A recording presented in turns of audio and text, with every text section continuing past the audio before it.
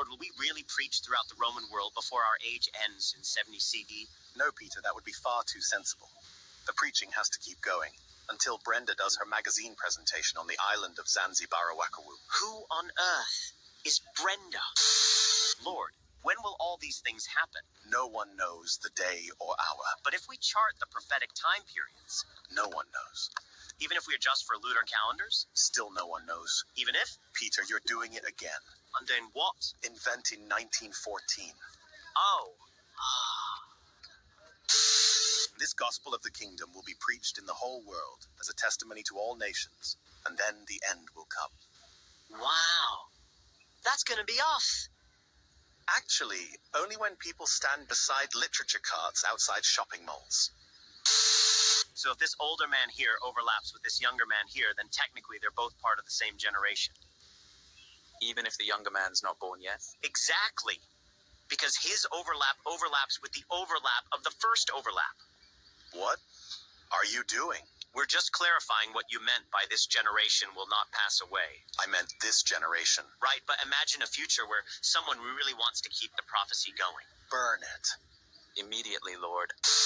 Tell us, Lord, what will be the sign of your coming and of the end of the world? End of the world? I didn't say end of the world. Did you check the Greek? I didn't know we had a Greek. It's a language, Peter. It says end of the age. Ah, right. Easy mix-up. Not really. One means a shift in covenant history, the other ends everything. Close enough. Sure, until someone prints it wrong in the King James Version. Who's King James? Oh, you'll find out.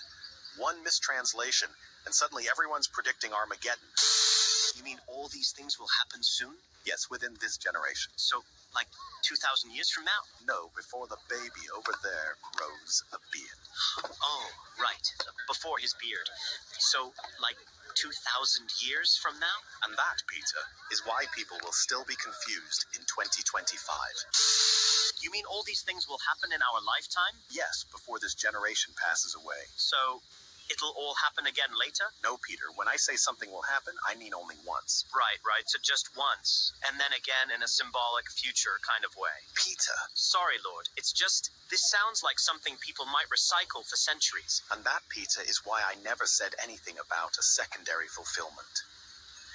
Because apparently, that phrase alone could start a whole religion. Look out that nobody misleads you, for many will come on the basis of my name and offer a free home Bible study. Now, class, what would be some red flags to look out for? When they study a book that isn't the Bible?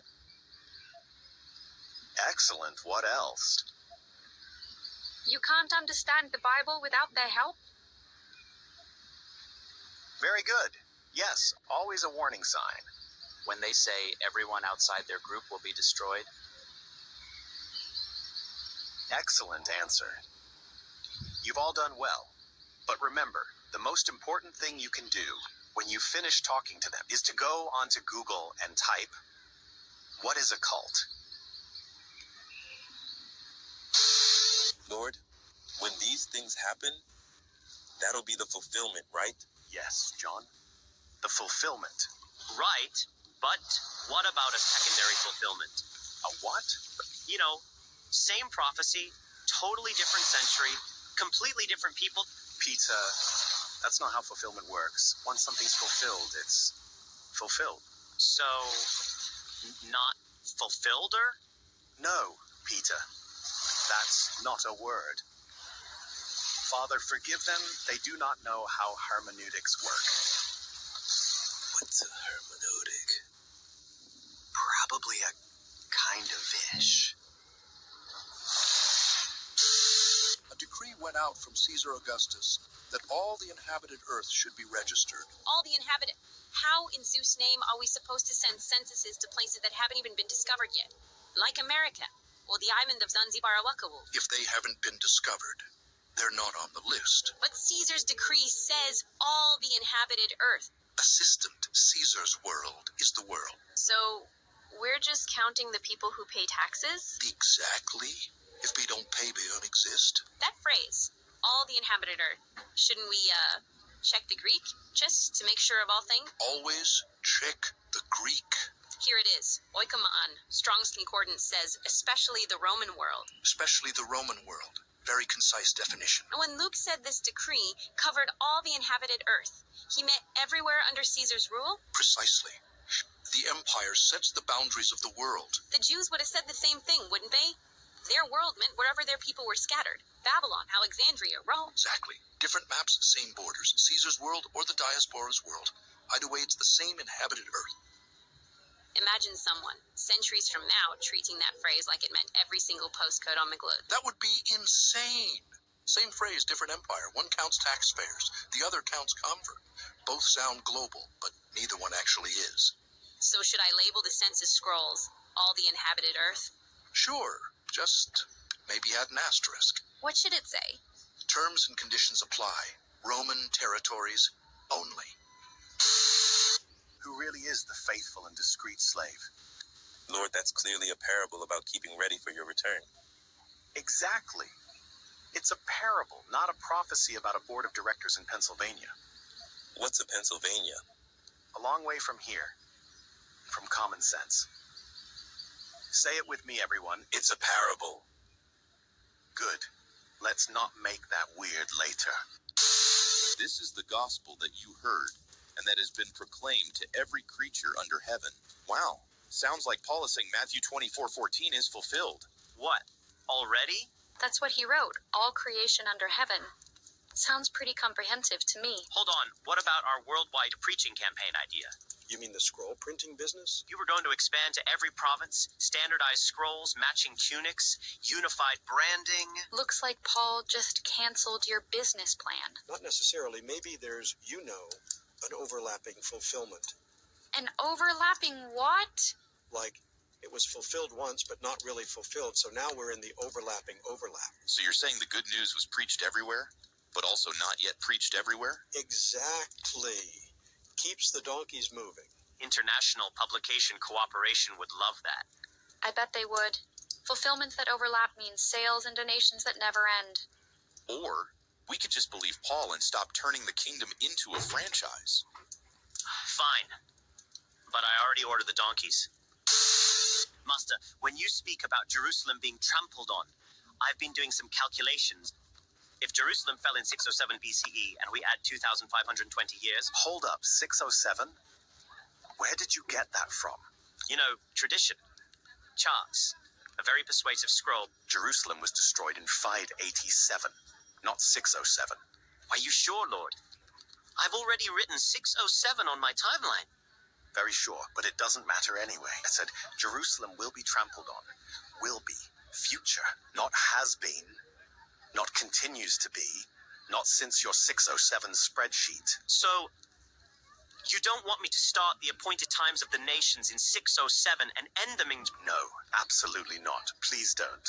But if I count forward from 607... Stop saying 607. But what if that gets us to a very dramatic year?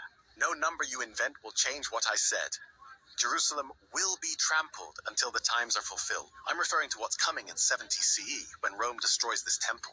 Not something Babylon did 6 centuries ago. So, if someone did insist on starting a countdown, starting from the correct trampling in 70 CE... If it does not belong to you to know the times and the seasons, then it certainly doesn't belong to anyone that's never met me.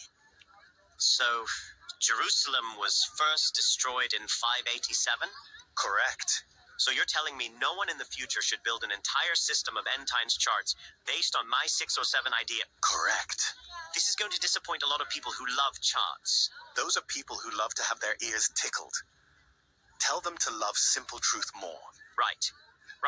So in my notes, I'll just cross out the 607 and write 587. And then stop trying to make prophecies fit math problems.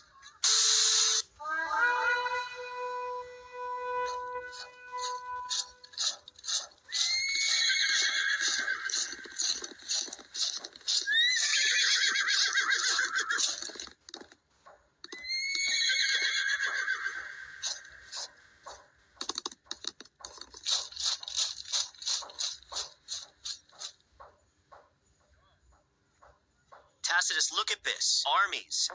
Actual armies. Marching in the clouds. We must record this immediately.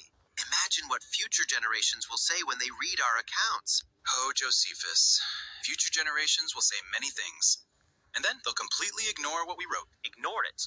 Tacitus, why would anyone ignore us? We're well-respected historians. Because, Josephus, and I know this sounds absurd, but already fulfilled prophecies are terribly inconvenient to the business model of an international publication corporation. Wait, what? Just trust me, if a prophecy is fulfilled before they print their scrolls, it's bad for sales and donations. Tacitus, we have thousands of eyewitnesses. Thousands. And you know the saying? On the testimony of 2 or 3 witnesses, every matter may be established. Well, this should be airtight. Only in the footnotes, Josephus. Only in the footnotes. Tacitus, this is astonishing. How could anyone possibly deny something like this? Oh, Josephus. You'll learn. It's easier to fool someone than to convince them they've been fooled. But surely people will read what we write? Especially when we're quoted so often? Most people are too scared to re-examine their presumptions. Some will probably be too scared to make sure of all things even after this video ends. So, they won't check our accounts? Not a chance. They'll just say, oh, that's just secular history, and close the scroll. Tacitus, sometimes I wonder if the chariots up there are the real battle, or if it's the one down here in people's mind. Down here, Josephus. Definitely down here. All right, gentlemen, serious question. At what point do people decide that God has a friend zone? John, let's talk about your dad for a moment. His name is Zebedee. Right? But when you speak to him, you don't call him Zebedee, do you? No, I call him Dad. Dad is what I call him out of respect, because we're close. Good. Do you ever just call him Zebedee? Only if I was being cheeky, or if I wanted sandals thrown at me. Right. How about you, Peter? Do you call him Dad? No, I call him Zebedee. Obviously. Exactly. Because you're not in that relationship. You're in the friend zone. Yeah, the friend zone. Let's test this further. Peter, can you inherit anything from Zebedee? No, Why? because I'm only in the friend zone. Does your friendship with Zebedee make John your brother? Of course not. Why? Because I'm only in the friend zone. Exactly. But Peter, what would happen if John went to Zebedee and recommended that he adopt you? Then I'd be family. I'd call him Dad. I'd be John's brother, and I'd inherit what the family inherits. Exactly. Adoption resolves everything the friend zone can't. Now imagine this. Someone prays the prayer I taught, the Our Father prayer, but then says, I'm just his friend right now. Maybe one day he'll adopt me if I behave for 1,000 years.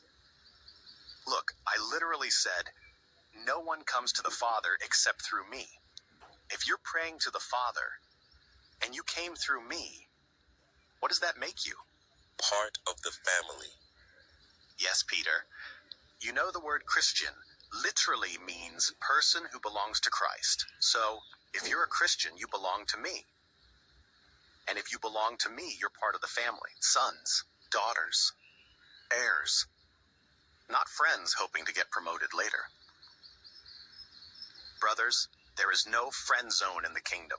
Family only. So what do you call someone who tries to convince us we're only in the friend zone? Someone who knows your family and is hoping you never realize it. So what should I do with this? Chuck it.